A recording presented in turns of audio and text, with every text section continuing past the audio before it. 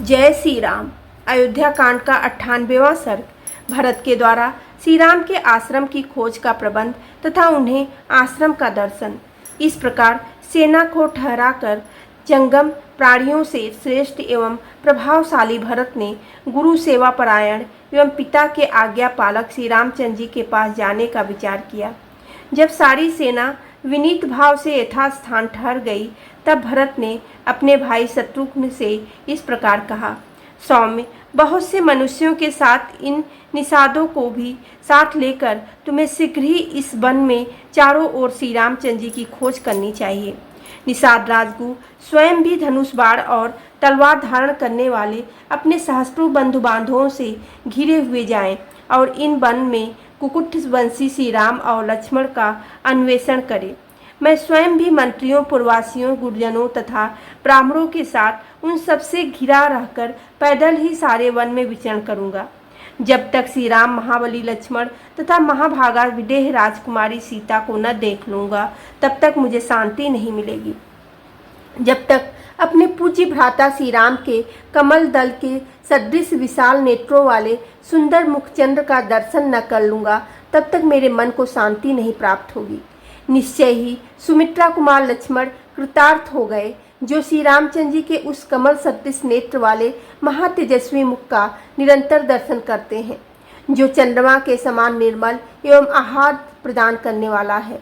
जब तक भाई श्री राम के राजाचित लक्षणों से युक्त चरणारविंदों को अपने सिर पर नहीं रखूंगा, तब तक मुझे शांति नहीं मिलेगी।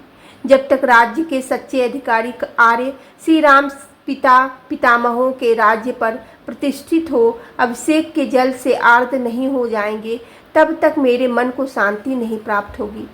जो समुद्र प्रयत्न पृथ्वी के स्वामी अपने पति देव श्री रामचंद्र जी का अनुसरण करती हैं, वे जनक किशोरी विदेह राजनंदिनी महाभागा सीता अपने इस सत्कर्म से कृतार्थ हो गईं।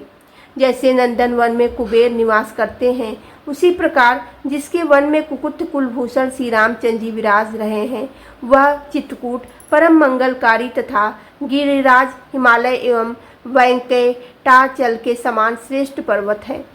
यह सर्वसेवित दुर्गम वन भी कृतार्थ हो गया है, जहाँ सहस्त्रधारियों में श्रेष्ठ महाराज श्री राम निवास करते हैं।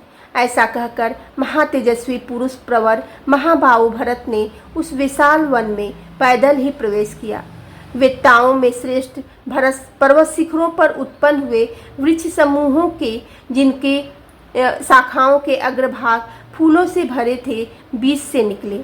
आगे जाकर वे बड़ी तेजी से चित्रकूट पर्वत के एक साल वृक्ष पर चढ़ गए और वहां से उन्होंने श्री रामचंद्र जी के आश्रम पर सुलगती हुई आग का ऊपर उठता हुआ धुआं देखा।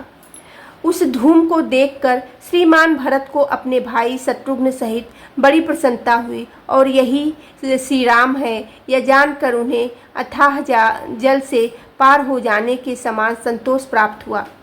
इस प्रकार चित्रकूट पर्वत पर पुणात्मा महर्षियों से युक्त श्री रामचंद्र जी का आश्रम देखकर महात्मा भरत ने ढूंढने के लिए आई हुई सेना को पुनः पूर्व स्थान पर ठहरा दिया और वे स्वयं गुरु के साथ शीघ्रतापूर्वक आश्रम की ओर चल दिए। बोलो सियावेरे रामचंद्र की जय। पेवेने सुते हेनु मान की जय।